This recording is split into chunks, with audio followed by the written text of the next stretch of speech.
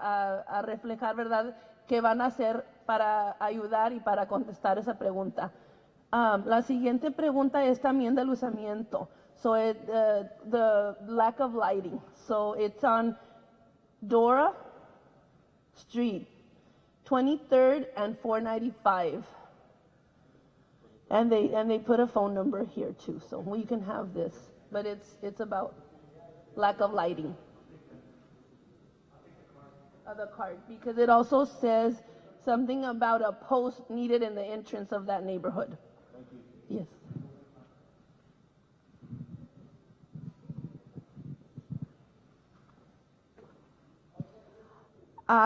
There is a community dog, and they want to know how the best way of protecting him. Yeah, that's. So hay una mascota de la comunidad y quieren saber cómo pueden cuidar de esa mascota.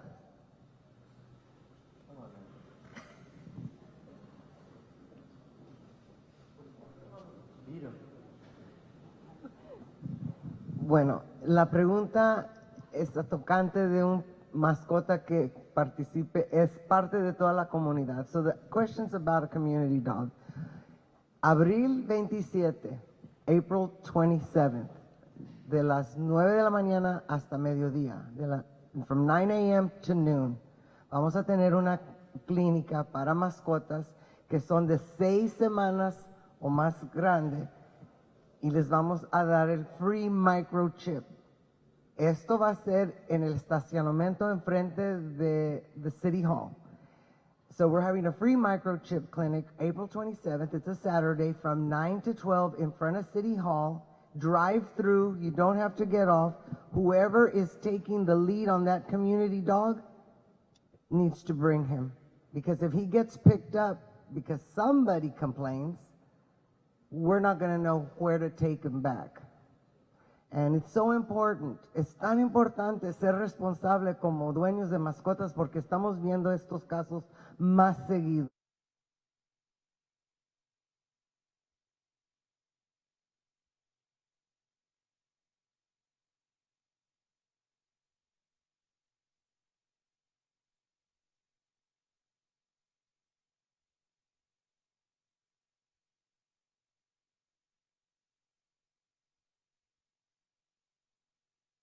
And now, a workshop of the McAllen City Commission. All workshops are open to the public in accordance with the Texas Open Meetings Act.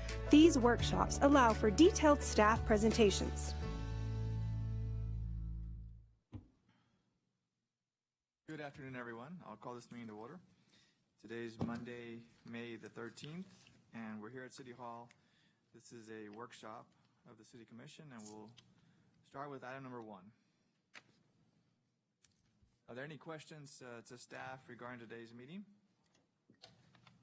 Oh, none. Okay, there being none, we'll go on to item number 2. Thank you, Mayor Pro Tem. This item was requested by Commission, so we're going to give you a quick report on things going on at the terminal. Robert? Jeff?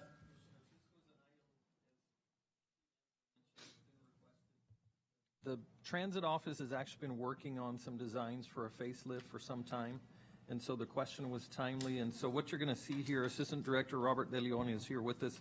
We're going to show you the latest design options that we have for this project, and what we're really looking for is some feedback from you as we go through this. So we're open to suggestions or comments as we go along. Thank you, Jeff. Good afternoon, Mayor Pro Tem, Commissioners. Robert De Leon for City of McAllen Transit Department. Tonight I bring you a brief presentation on proposed bus terminal updates at McAllen Central Station.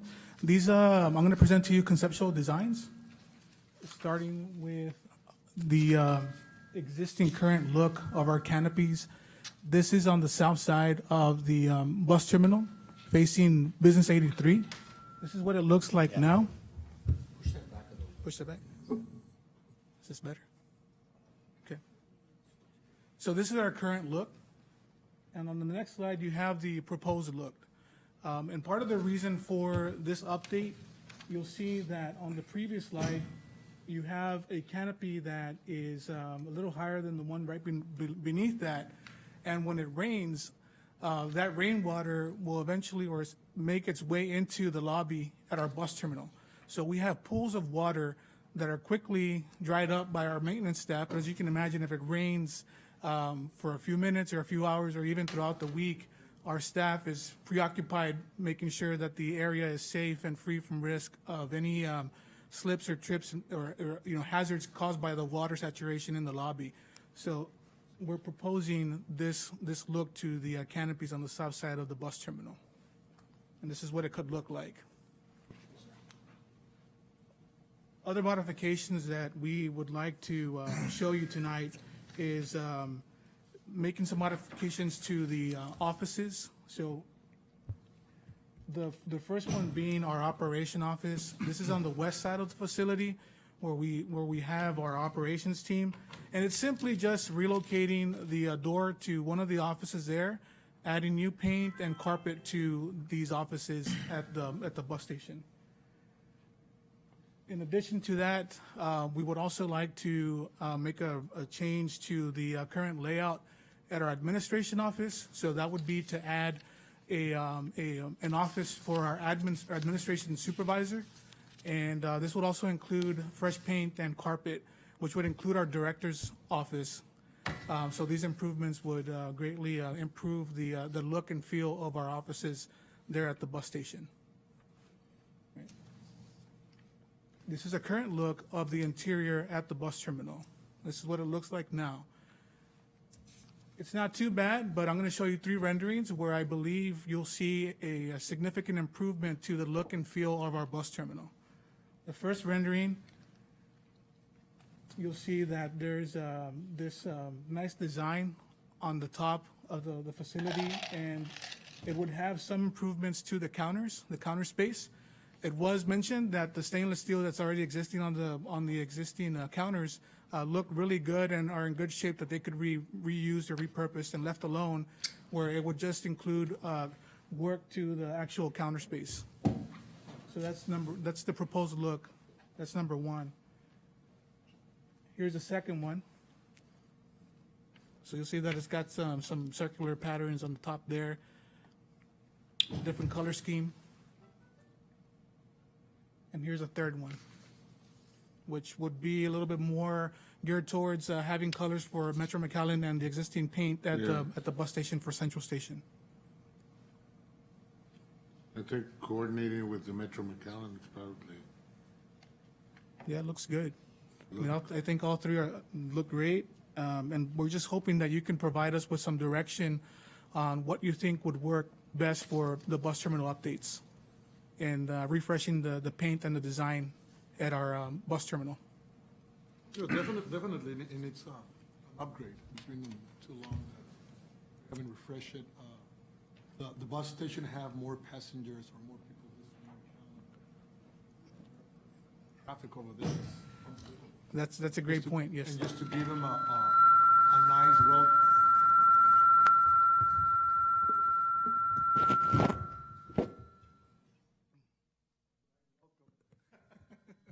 To the city of McAllen will be great.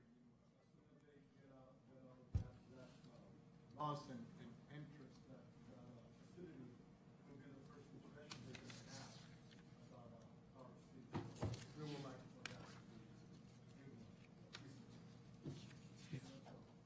I like proposed look number 2. Yeah, it's hard to choose. Yeah, I leaned towards 2 also. I like the wood look on the top. It seems like it's more light. Yes. Mm-hmm. There is a lot of natural light now, and Yeah, we can tweak a little bit, but I think that the general concept of number 2 is something aligned to what we. Yes, sir. I have a question. Why on the offices that y'all want to make, why do you want to put carpet? Well, the carpet that's there now, a lot of it is stained and a little bit older, on the older side. So adding new carpet would definitely make the place look a lot more professional, if you will. But you mean carpet versus? Versus wood, carpet. Oh, okay, I see, A yeah. lot easier to maintain and it doesn't age. Easier to clean. Carpet. We can definitely look into that. Easier to clean when you don't have carpet. Yeah. Allergies and. Yeah.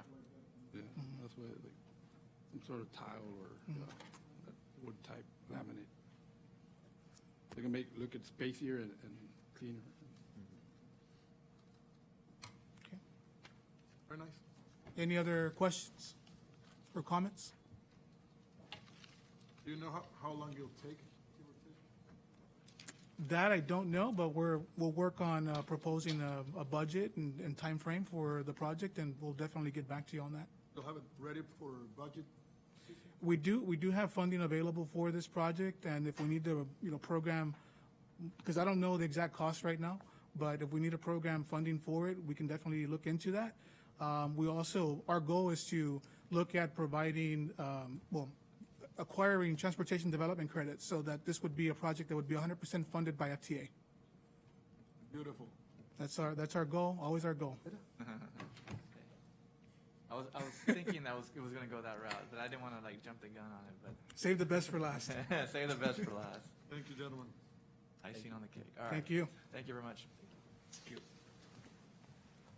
Next item, number 3, is a presentation regarding mid-year budget amendment. Right, this is specifically to talk about our employee active health plan and where we are with the fund. We're gonna have an actual update probably as early as 30 days from now, 30 to 60 days, but since we've got the budget amendment on the agenda today, we wanted to discuss it. So Mayor, Commissioners, the item that you're going to hear now is related to those mid-year budget amendments that we have on the agenda for later on today. I also wanted to apologize. There is a packet in front of you that I was not able to get in the deadline in time to be in your packet, so you see that there in front of you, and we'll have Jolie go through this with you. Good afternoon. Thank you for your time today. Today I'll be discussing the mid-year budget amendment, but I wanted to let you know that in the next month, we're actually going to be coming before you with a very robust presentation, actually in conjunction with a third-party analytics company that's going to give you a review of the last 2 years of the health plan, as well as what the impact of launching direct primary care has done for our population, and a projection towards what we're going to be looking at for next fiscal year. So we're going to be very excited to bring that to you. And in fact, although we'll be talking about the mid-year budget amendment today, just to give you a little bit of a preview, we want to talk about the current fiscal year and how we are about 7 completed months into the current fiscal year with 6 months of completed reporting. And at the present time, we're excited to say that we're successfully balancing the revenues and the expenses for this health plan. That's something that, we've had a struggle over in the last 2 years, and we're really excited to see that this year's budget is on trend. We actually have about $77,000 extra in revenue over the expenses. And we're very optimistic on the current trend that we will have a balanced budget this year. And we're seeing the early signs of the cost containment initiatives that we've been putting into place. So that's very exciting news.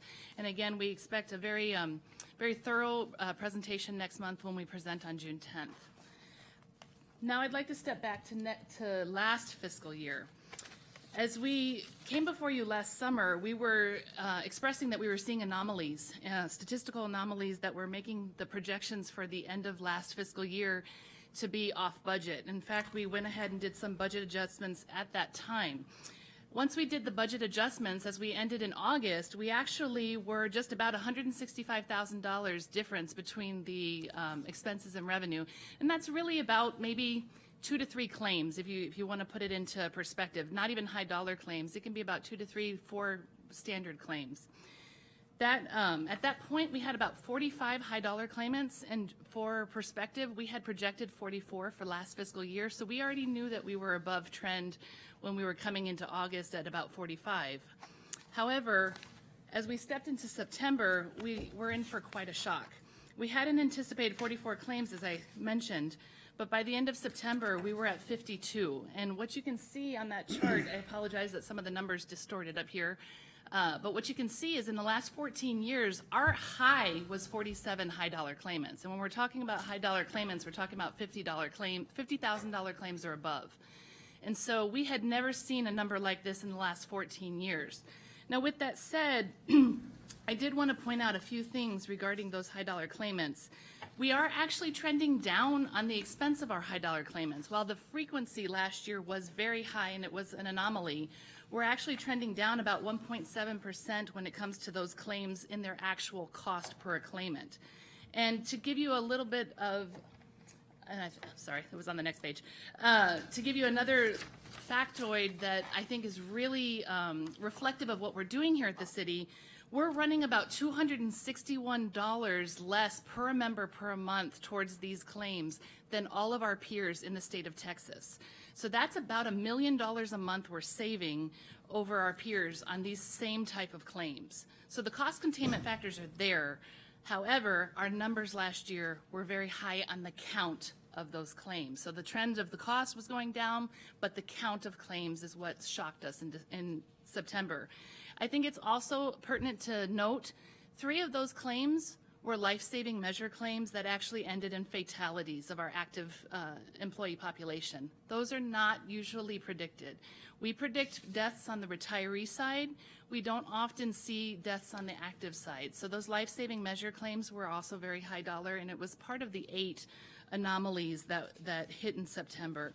So as a result, what that ended up doing is putting us about $1.6 million at an ending working capital as of last year. So while we had predicted the anomalies and were to trend as of August, that one single month threw us for a loop with about $1.6 million. And so that is what the budget amendments that you see before us are capturing. We're trying to close that loop on last fiscal year. This is not pertaining to this fiscal year because, as I mentioned early on in the presentation, we are according to budget at this point in the year. Any questions? So what you're saying is that because of September's anomaly, high increased number of claimants, that the account was negative 1.6 million. Correct. Right. Okay. Because you mentioned working capital and the fund, but I just wanted to make sure that I knew that it ran at a deficit basically. Correct. For 1.6 million for the fiscal year that ended in September. Right? Correct. Okay. All right. So it seemed like you were pleased by the first 6 months of this fiscal year. Correct. Right. And I'm just wondering if that is a long enough trend to make us feel comfortable with the way things are going. Sure, I could definitely understand that perspective. I do because, again, as I mentioned, even the high dollar claimants last year, while that count was increased, the fact that we're seeing the type of things that are getting to high dollar claim, that cost control has been put into place, we were able to see a decrease per claimant of about 1.7%. So we're seeing multiple things like that within the numbers that are showing that the things that we're putting into place are working. Unfortunately, with last year, we had a lot of cancers. Cancers was the #1 thing that hit the high dollar claimants. And if you think back timeline wise, when people were getting early signs that something was wrong, we were in the 2020, 2021 years, in which case many people were not seeking care. So we're still living out that repercussion of that non-preventative care and early care treatment.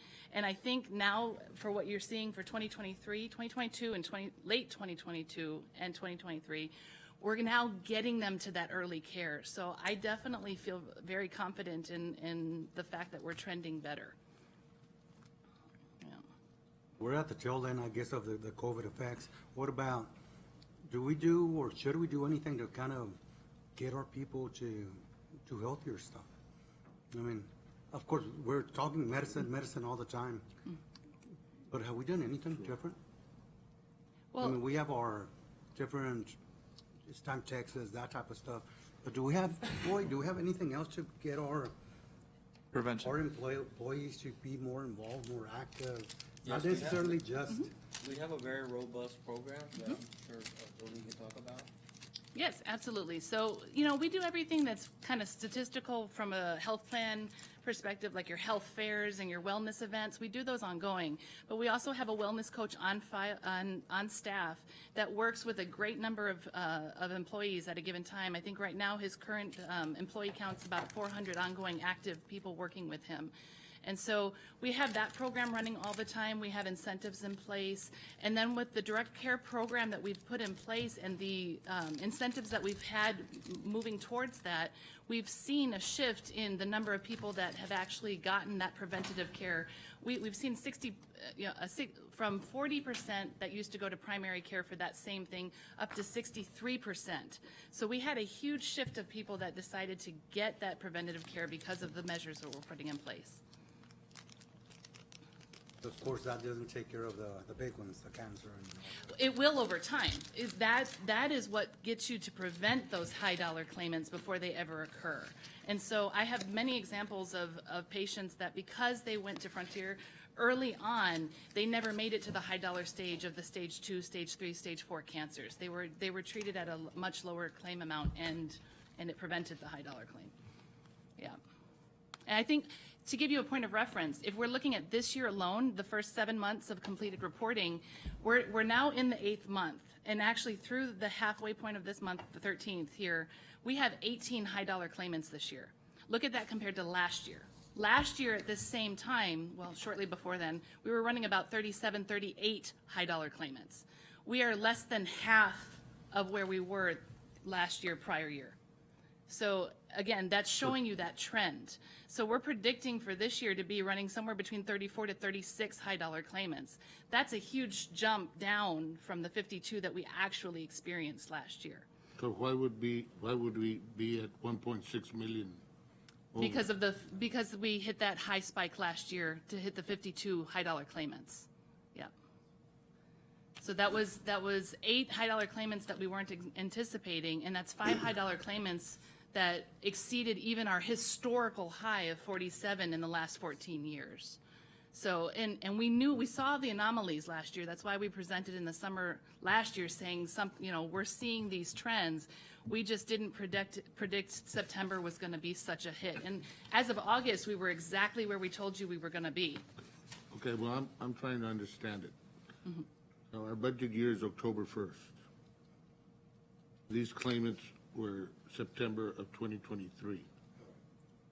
Okay, so starting off the year, we were off. Correct. So when we brought you, we did 2 things. We brought you the presentation of the health plan early summer, and then we went through the budget, did the health plan, included in the budget, and felt comfortable with the numbers we were showing you in August. Remember, your hearings for budget is in August. Mm-hmm. And so by the time we got to September the 30th, we were hit with these claims, and so we began the year in a deficit. And so what it should tell us in part is that this year we're actually doing pretty good. Well, we're doing fairly, I should say, maybe not good, but fairly, in that all we're trying to do is cover the deficit that we had on October the 1st. Yeah, that's what I'm trying to, Yeah. for everyone to understand that. But bottom line, we just started with a deficit in the hole because of these unanticipated 8 high claims. Correct. And we're self-insured, so, we have to take care of that volatility. Well, it's hard to predict. Those are Kels. Any other questions, comments? Just one other last question. The deficit is as of the end of the last fiscal year, right? And so we're not looking to approve it for the mid-year budget adjustment now, or? Yes, we are. Oh, we are. It's part of the agenda today. Okay. All of these figures that you saw on that last page is part of that budget amendment. I guess, so the transfer is happening now, but yet the occurrence, right, or the negative happened last fiscal year. That's correct. So I guess but we carried it, right? Okay. Because we started at negative 1.6. Yeah.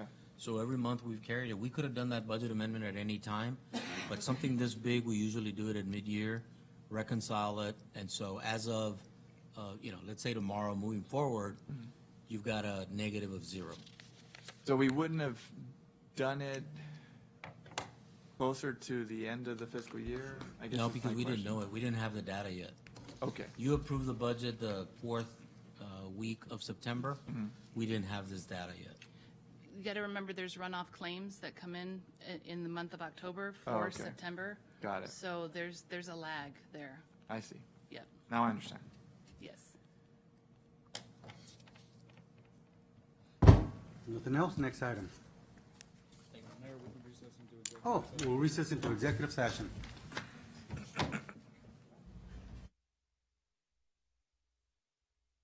This concludes the workshop of the McAllen City Commission. Workshops are held every second and fourth Monday of the month, convening at 4 p.m. at the McAllen City Commission chamber on the 3rd floor at McAllen City Hall.